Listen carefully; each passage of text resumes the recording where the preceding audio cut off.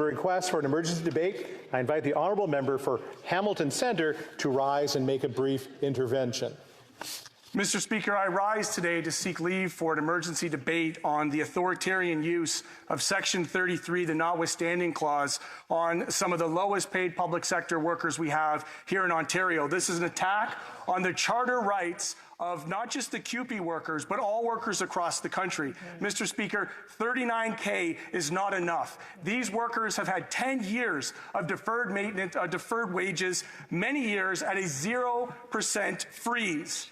These are mostly women, Mr. Speaker, and the government's use under Doug Ford for the notwithstanding clause, preempting any kind of negotiations, shows the lack of faith that they've had in this process. I stand today in solidarity with the Leader of the Official Opposition Ontario, Peter Tabuns, and his my NDP colleagues in that legislature, calling on this government for their lies. Doug Ford is absolutely a liar. He is lying about the impacts that it has. Order. I mean, just the usage of that term in the House of Commons is not really acceptable. So I would ask the member for Hamilton Centre maybe to retract that and find a more appropriate word.